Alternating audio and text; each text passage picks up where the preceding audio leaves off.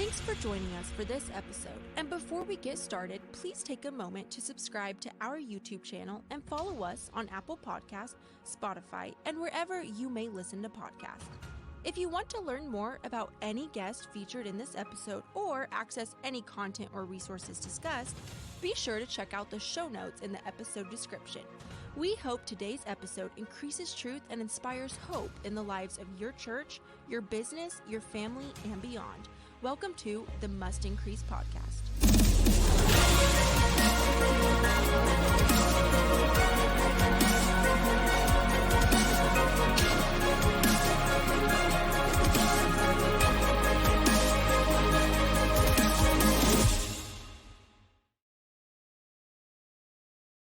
Welcome back to the Must Increase podcast. I am so excited you've joined us, and I'm excited to introduce my guest to you today. And I am joined by the pastor of Bible Baptist Church in Mattoon, Illinois, and very awesome web developer and all-around tech genius, in my opinion, Ryan Hayden. Welcome to the podcast. Hey, man. Thanks for the flowery introduction. I appreciate that. So Only the best. Yeah.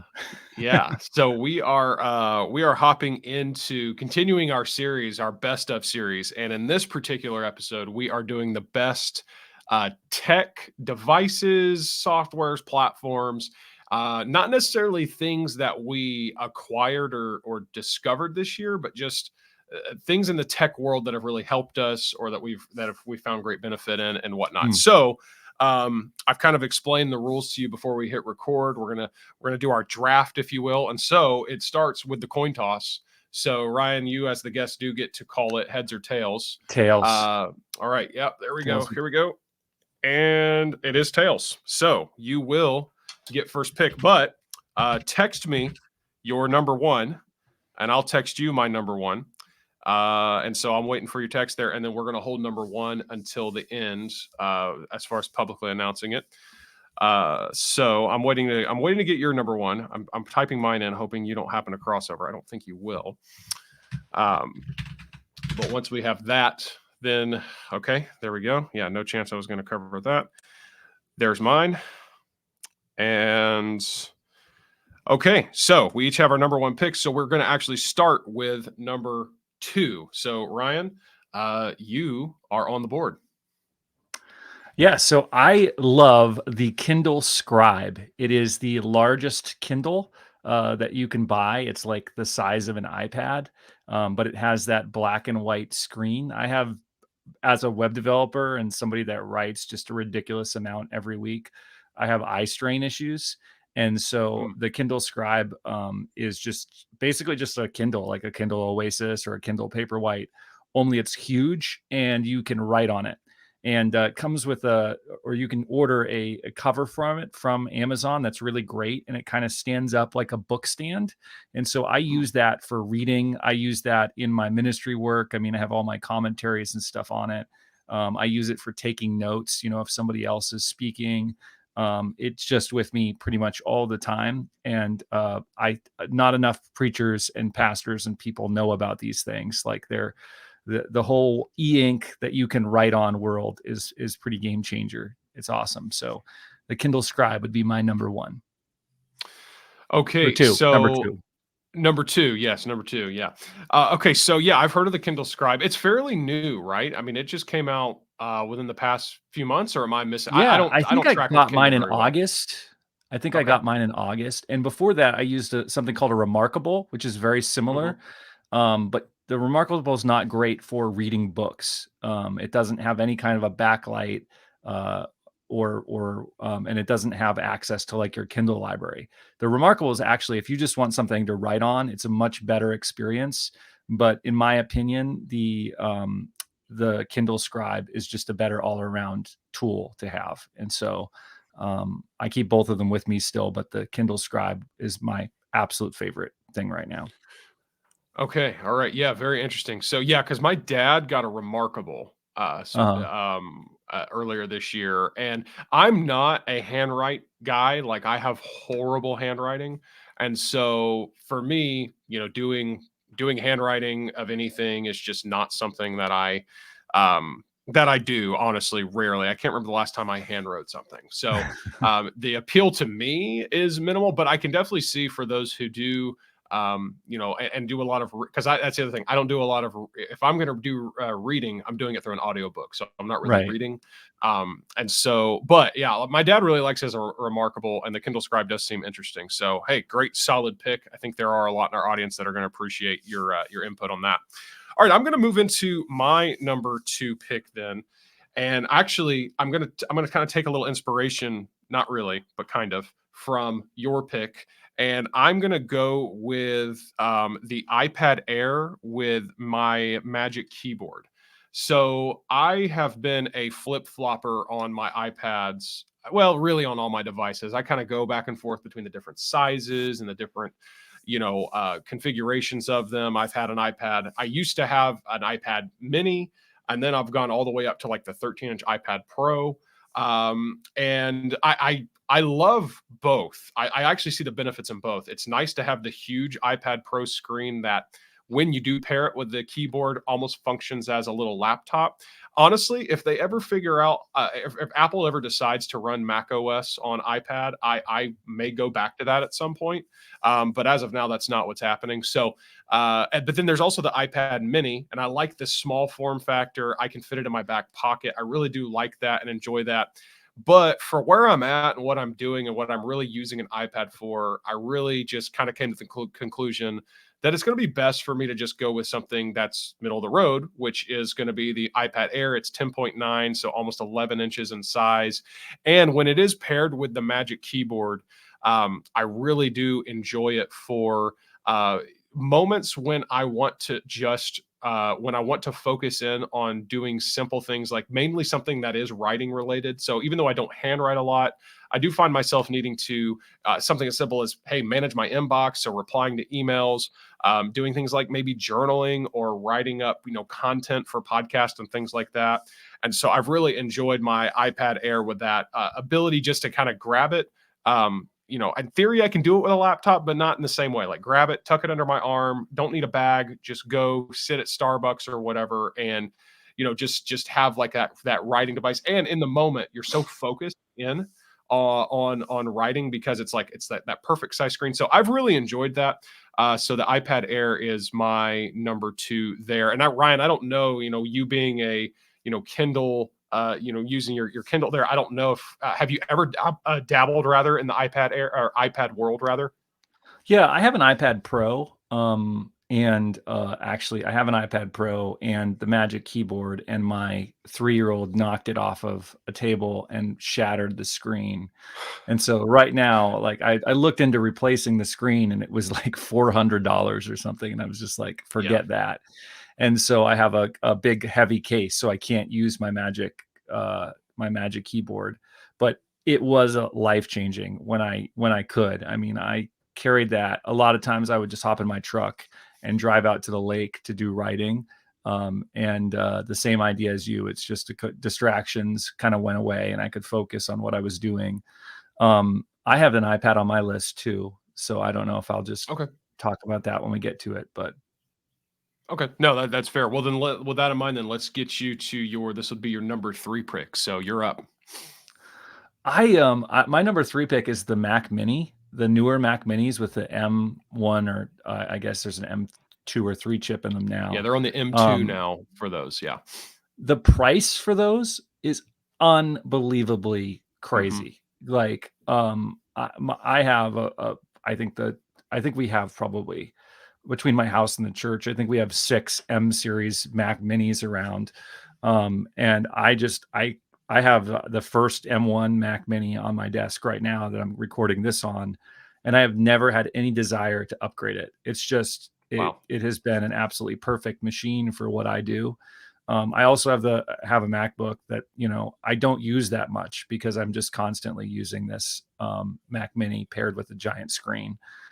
So if you're looking to get into the Apple ecosystem, or you have like an old Intel Mac and you want to upgrade, it's like $600, maybe even less Yeah. than that, to get into this, and they're just so ridiculously good. Like, you will wonder why you didn't do it before.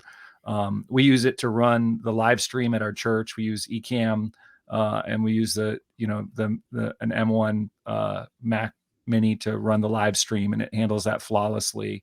I have one in my church office. I have one in my home office. It's perfect little machine. Yeah, and I can second that. I actually did have the M1 Mac Mini for a little while. Now I chose to sell it in favor of another item that's going to be on my list here in a moment. But you're right; it is a amazing. The whole M series now with Apple is just mind blowing. Even the M1, like just the jump from Intel. In terms of performance and speed is incredible. And yeah, you're absolutely right. I have made that exact recommendation that you are about the Mac Mini. If you are looking to get into Apple and maybe you're already in a position where hey, I have a desktop Windows computer, cool. Chuck the tower, if you will, or whatever. Go get your Mac Mini and then just plug in your HDMI and your keyboard and mouse and all that into it, and you're ready to go. And yeah, I think you're right. I think $599 is the starting price or something like that. And even if you get the absolute base model, you're going to be super happy in most cases. Now, if you're a high-end video editor or something like that, maybe looking at upgrading. But like if you're just using it for standard work and things, like it's going to be great. I was going to say, the only time I've ever been able to see the little beach ball at all, like that the Mac is thinking, is editing video. So if I was editing video all the time, I would probably use something else. But I mean, I ran a web development company with 20 employees off this Mac Mini. Wow. I code and write stuff. Like my tech needs are way beyond the average user, and it's totally adequate for everything that I do. Including doing, video editing. I just don't do a ton of it. So it's just a great machine. Yeah. Well, again, I can second that. And now I think if you go and buy a Mac Mini, the base model is the M2 now, which is even faster than the M1. And they do give you the option even to go to the M2 Pro. But like you said, Ryan, like I just don't really see hardly there's maybe 5 to 10% of users out there that really need to even consider that. So it's a great machine for sure. Okay, so I'm going to move in to my number 3 pick, and I'm actually struggling on this one. I have a few here. I'm definitely going to have to do some honorable mentions here, but I think I am going to go just kind of keeping it in the Apple theme, kind of following your rhythm there, and going with a computer. I'm going to go with a MacBook Air 15-inch. Apple just released this past summer. The only frustrating thing about it is, they released it. It's got an M2 in it. And I just know that we are within probably 3 to 6 months of them refreshing it to the M3. So it's just kind of frustrating when they refresh things so often. That said, going back to what you're talking about, just the M series chips in general, like I don't know why I'm complaining. It's completely incredible in terms of the of the speed, the performance. And so I have been really pleased with it. I do like having the slightly larger screen because I do 60 to 70% of my workday is spent remotely working at coffee shops. That's just what I like to do. So to have that slightly bigger screen is great. I did go ahead because I do find myself needing to do some video editing and things like that. So I did go ahead and I went and I maxed it out in terms of I got the I believe it's 24 gigs of RAM on this one. But even if I wouldn't have, I probably would have been fine. It's just a matter of me being impatient and I don't want to wait the extra 3 minutes for something to render. But I've been really happy with it. And again, going back to the idea of here's the thing about the whole M series for Apple now. Base models, I never would have recommended base models before, but now I do because base models are satisfactory and way more than what the average user needs. So yeah, number 3 for me is this 15-inch MacBook Air, which I'm actually recording this episode on right now. Sweet. So I guess it's my turn.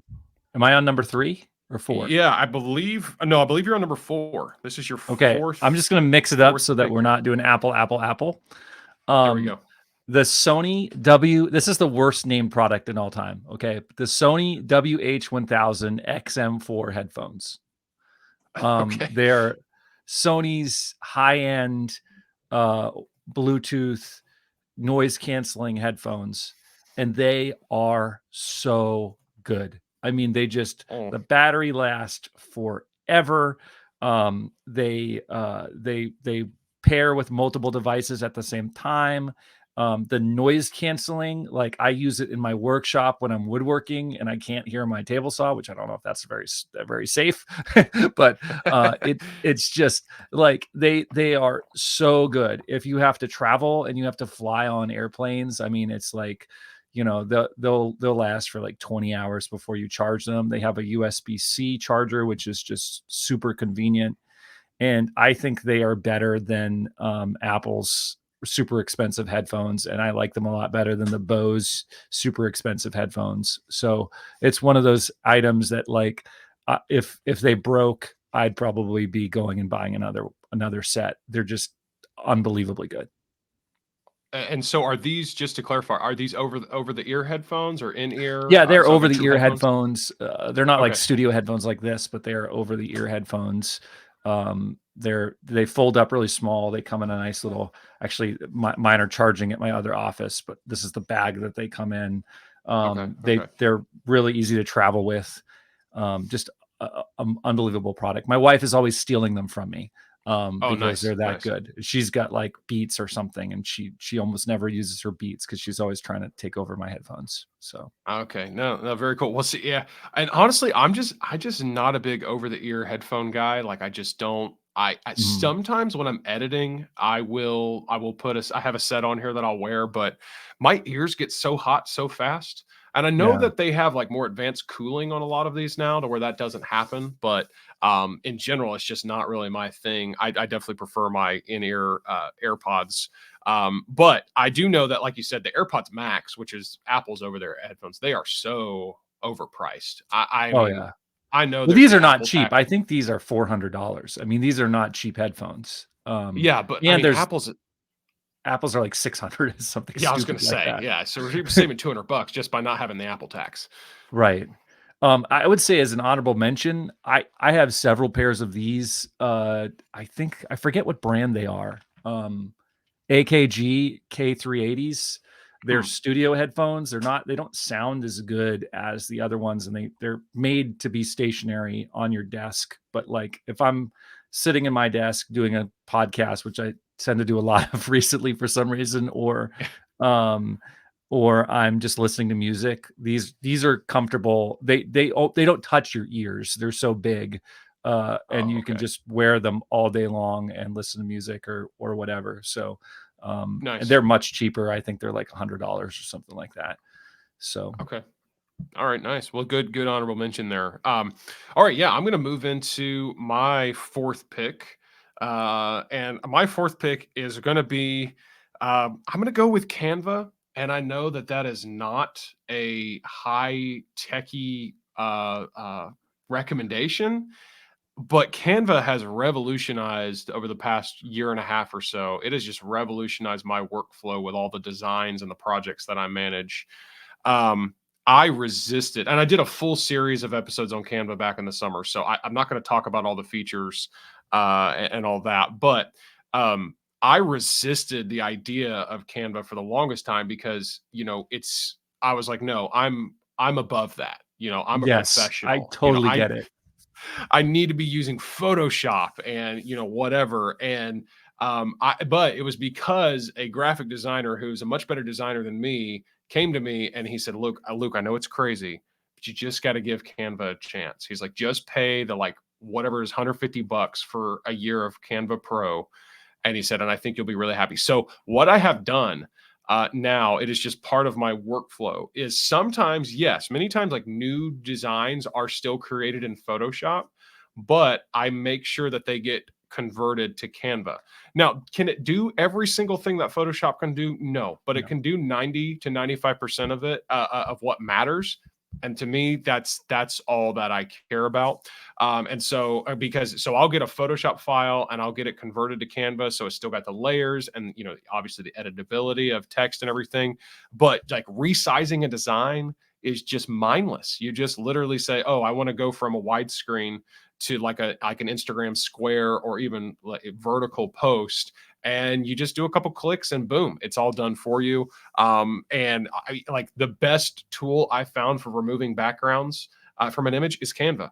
I think it does it better than Photoshop, and it's so quick and efficient. So I don't know how much experience you have with Canva, Ryan, but I've just been really impressed, and I've just Yeah. gotten over my pride and I'm using it.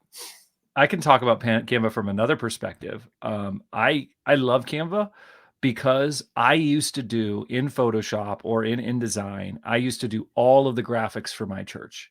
So Mm, all of our slides, all of our web graphics, social media graphics, I did all of it. And now we have a couple volunteers that take care of that. I never would have imagined giving that up, right? hmm, Because I have pretty high standards, and mhm. I have high standards. Yeah. I had high standards for that, and now we have a couple volunteers, and they use Canva, and it looks absolutely great, like adequate all the time. And it's so these people would be terrified by Photoshop. I, to this point, am probably terrified of Photoshop. I've been using it for 20 years. Um, Yeah. so it's wonderful. It's a wonderful tool. And then stuff like you have that giant library of Canva designs that you have for your subscription, just makes things so easy. Yeah. Yeah. And it really is. And what I love is that when I'm working with a church on even a custom design, is when it's done, I send them the Canva link. And now they're, I mean, again, they're welcome to come back with feedback. That's wonderful. But if it's something small in particular, like, oh, I want to, the dates are actually this, or I want to, change a small little tweak of the text, they can just do it, and now the project's done and I can move on to the next one. It just streamlines everything, makes it so much more efficient. So Hmm. yeah, Canva for the win. And I have sung its praises at this point many times on the podcast. And 2016 version of Luke would listen to this podcast and say, you're a moron, why would you say that? But I have learned so much. Canva is a game changer. So all right, we're moving into the fifth pick here, and so Ryan, you're up. That's a repeat. You've already said the iPad Air, and that was on my list. I will be purchasing an M1 or whatever iPad Air as soon as I can. For one reason, Apple has changed the way that the M series iPad Airs and iPad Pros work with external monitors. And you can, Mm, yep, if you have an iPad Air or an iPad Pro that has a M chip in it, you can plug it into an external monitor, and it works almost just like a complete computer. And mhm. so, with my number one pick, which I'll get to in a second, I love working with that on the iPad. It's perfect with that, and it makes a distraction free get work done environment. With me, because I dabble in web development. I have a tendency to sit down at my computer to do church work and get sucked into web development, and I Yeah, can't do it on an iPad. I find when I'm on an iPad also that I'm doing less switching to check Twitter or switching to check yep. YouTube or whatever. It's a little bit more of a focus machine for me. And so I'm excited about getting the M1 iPad Air. Why the Air? Because it's a couple $100 cheaper than the Pro, and there's Yeah, no reason for me to get the Pro. yeah, And so I'm excited about that, just because they have the extended feature, the stage manager feature that they've added has actually made it a suitable desktop alternative. And I'll probably just take the computer out of my office and just plug that into the keyboard and mouse that I have over there and use that as my writing machine. yeah. Wow. And I actually would be really interested to potentially, follow up with you once you've got that set up, because that's very intriguing. Because yes, again, going back to what I said, and I'm not doing as much writing as a pastor. You're doing way more writing than I am. Yeah. And so, but even for the little bit that I do, yeah, that, like you said, that focus that you get from just, hey, there's less likely to go over here and hop over and check email real fast or check social or whatever it may be. So yeah, I'm really, really interested to see, kind of how that does maybe change your workflow and improve it even. And I made a comment earlier when I was talking about the iPad. how, I kind of wish that, they would allow Mac OS to run on maybe the larger iPads, but I do see the beauty of the focus aspect of iPad OS. And so, that has become my thing with all. I'm again, very techie guy, have a lot of different devices. Every device I have actually has its own kind of unique purpose. My computer is my main workstation. My iPad would be my main writing station, and even my phone. And spoiler alert, I'll get to that here in a moment. Has its own purpose as well, beyond what you would use what I would use like my iPad for. So no, really good pick there, solid pick. I know it's a crossover with mine, but again, I'm really excited to see how you utilize that. How soon do you think you're going to be acquiring that? That depends on some other factors, but maybe I'll get one for Christmas. I don't know. Yeah, that's true. We're at time of recording here. We're getting close to Christmas. So, okay, yeah, very good. All right, yeah. So here, that was your number 5, and so here's my number 5, and actually, I'm still debating as I'm looking at it here. So. My number 5 is, you know what? Here's what I'm going to do. I'm going to do it because I feel like it's a little early for me to make this recommendation because I haven't been using it long, but I'm going to just go for it. And that is StreamYard, which is the platform that I'm actually using right now to record this podcast episode. So with very rare exception, all of my podcast guests are recorded virtually.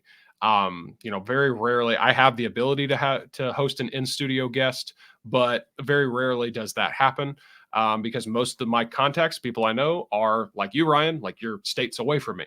So I, for the longest time, was using Zoom, to record my podcast, and it does good enough. It gets the job done, I guess. But two things. First of all, the quality of it in the first place isn't fantastic.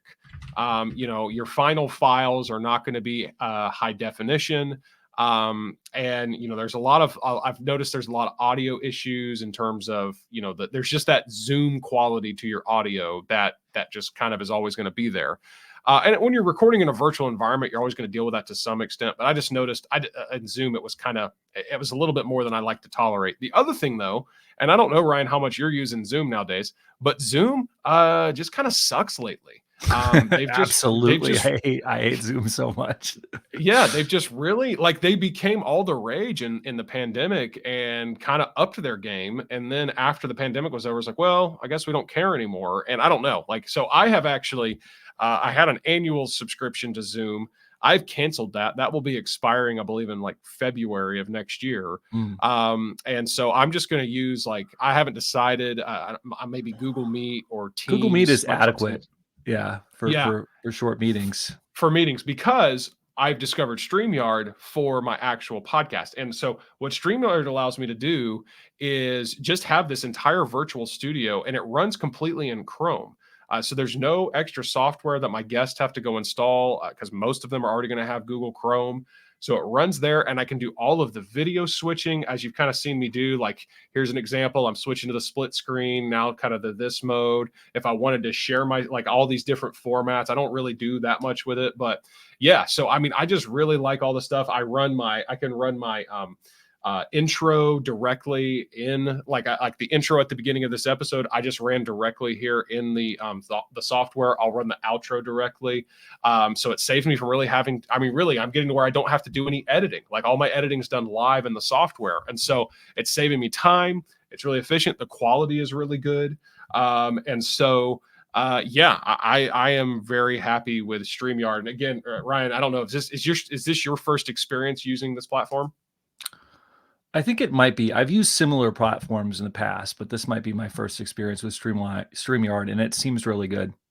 Yeah, I tried Riverside for a little while, and I gave that about a try for a month and a half. The problem was it was working fine, and maybe I just didn't have much mercy with it.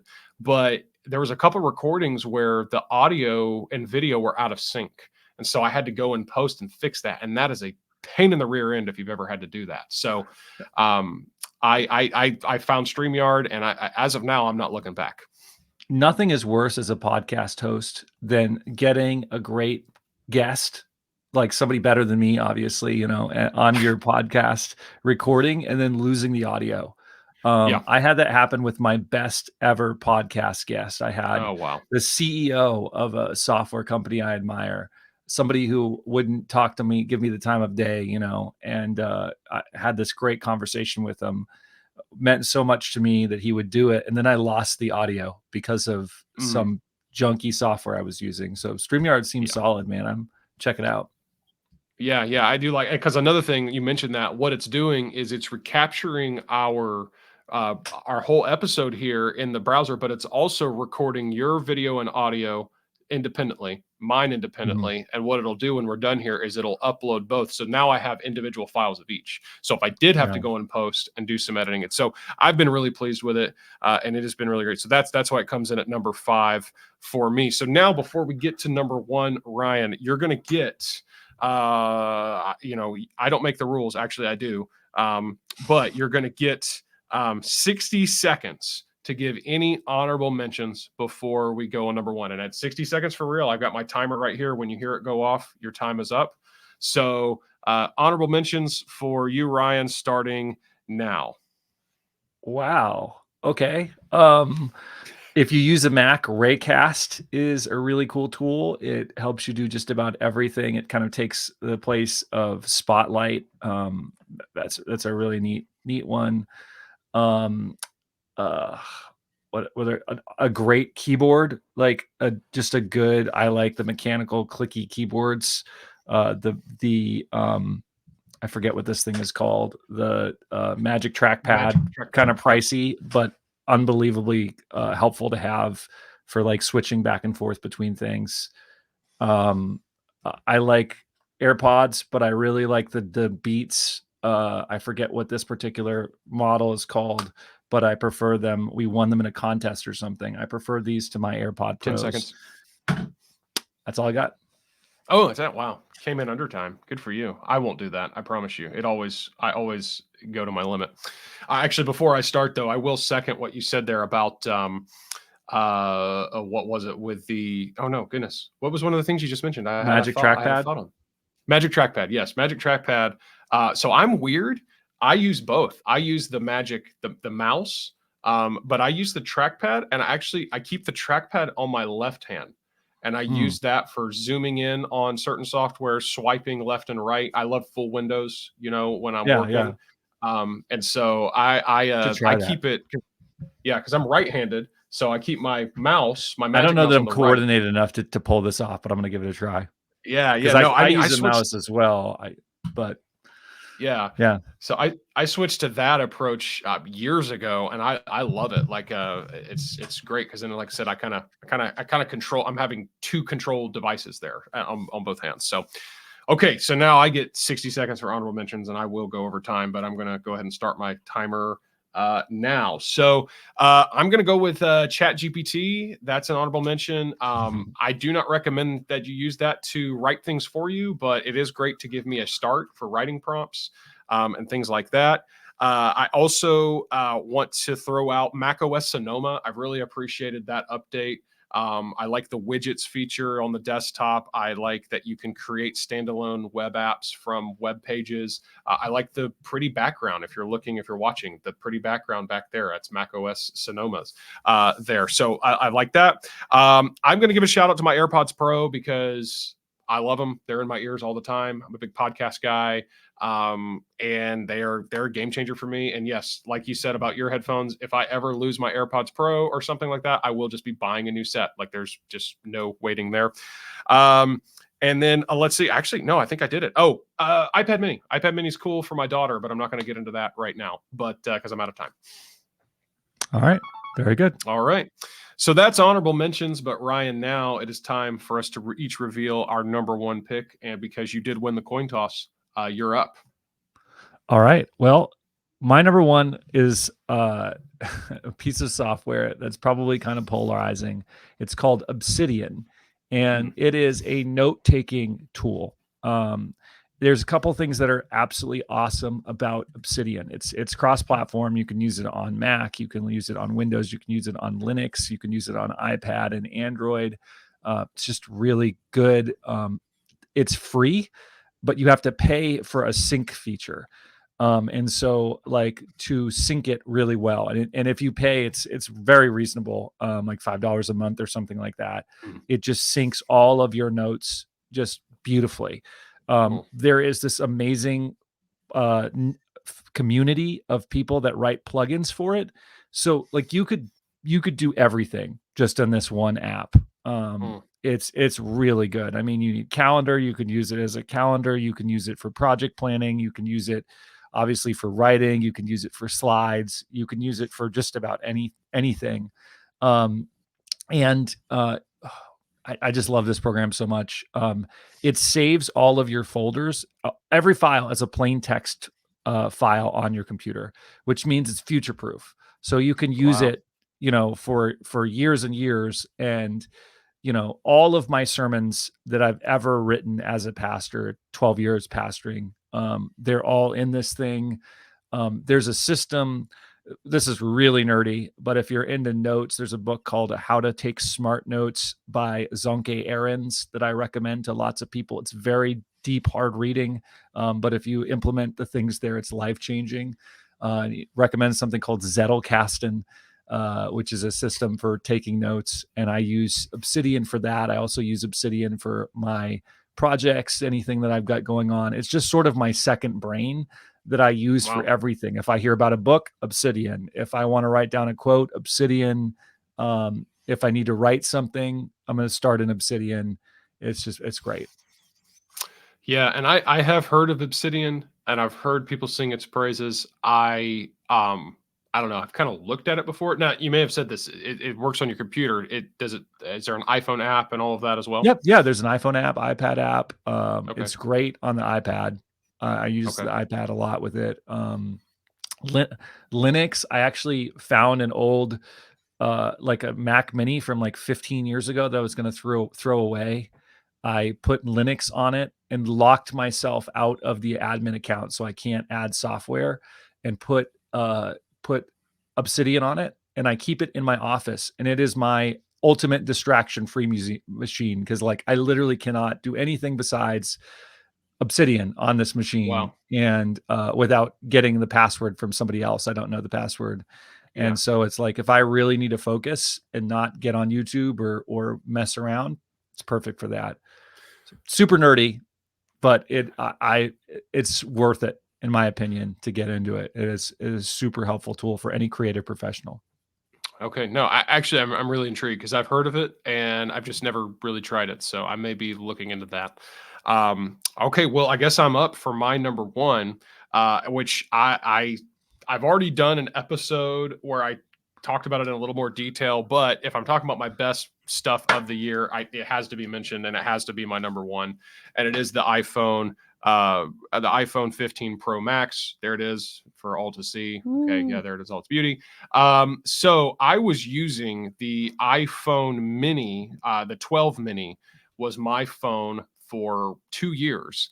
And honestly, the 13 came and went, and I wasn't that impressed. The 14 came and went, and I wasn't that impressed.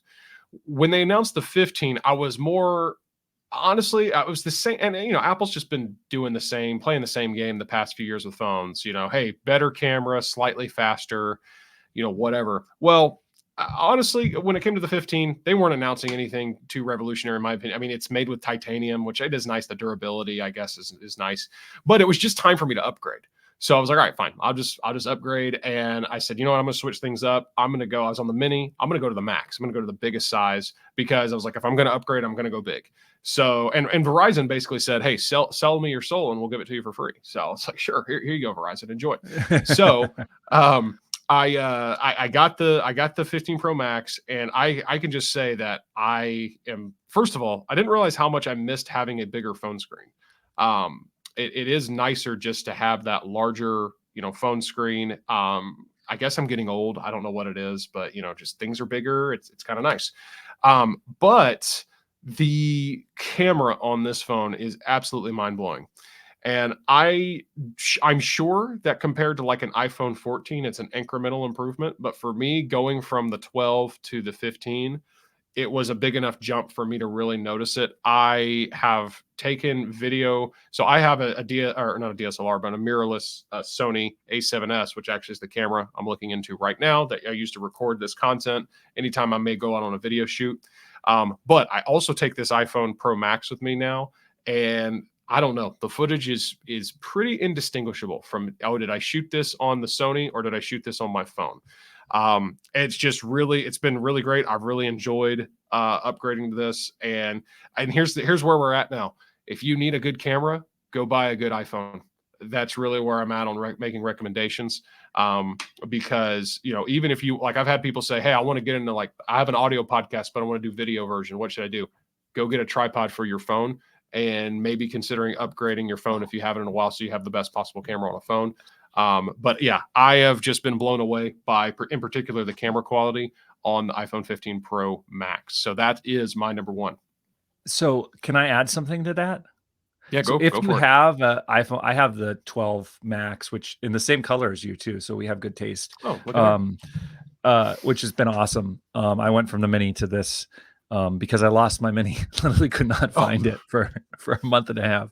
So I went and bought. So I sold to Verizon. Nice. But you can buy this accessory that uses the MagSafe on the back of it. That will sit on top of your laptop, and you could use continuity camera, and it's great. It is fantastic, but it also serves as a stand. And I keep that on my phone most of the time because it doesn't really bother me to have it on in my pocket. And it's always in my bag. So usually I was kind of running behind. Usually I would be using that camera on any kind of podcast interview, and people are always like, wow, your camera looks so good. I'm like, it's just my phone. Yeah. So yeah. No, I'm glad you said that, because yes, the continuity feature, which they added that a year or two ago.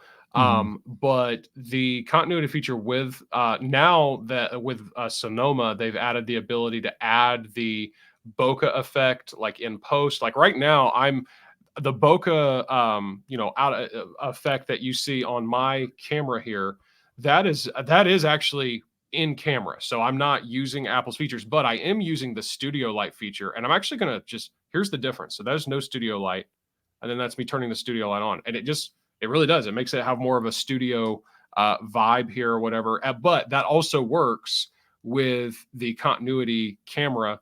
And so, yes, the accessory, and I will say MagSafe is fantastic. Like I love like what I have, my MagSafe accessory of choice is this wallet, which is, so I've got my driver's license and my main credit card in there. And then it also is a little stand as well. Oh, that's awesome. Yeah. So, and what's great about it is I have one of those as well, mounts for my laptop. So yeah, I pop this off, put the other one on, and we're ready to go. So yeah, iPhone is really just kind of, hey, that's why, in my opinion, they're the best smartphone out there. So anyways, well, Ryan, hey, it's been really good catching up with you, going through all these tech devices, and I hope our listening and watching audience out there enjoys this. Any final words, final honorable mentions we forgot to mention before we sign off here? Yeah, I'm not giving you permission to buy all these stuff, so make sure you clear that with your significant other first. That's all I'm saying. Yeah, there you go. That is true. And it's probably best we release this after Christmas. Right. Because, exactly. Now it's like, well, you already spent all your money. So, just budget for this in 2024, maybe. Maybe that's the best you can do. That's the best idea. Yeah.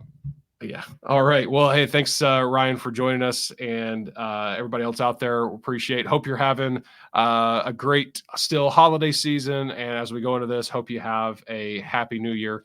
And we'll see you next time here on the Must Increase podcast. We are so glad you joined us for this episode. And don't forget to subscribe to our YouTube channel and follow us on Apple Podcast, Spotify, and wherever you may listen to podcasts. Also, we'd really appreciate it if you could leave us a 5-star review and share this podcast with your friends. You can connect with us online at mustincrease.com, and if you'd like a topic or question to be featured on a future episode, send us a text to 615-900-4461. Thanks again for joining us for this episode, and we look forward to seeing you next time as we continue to increase truth and inspire hope in the lives of others right here on the Must Increase podcast.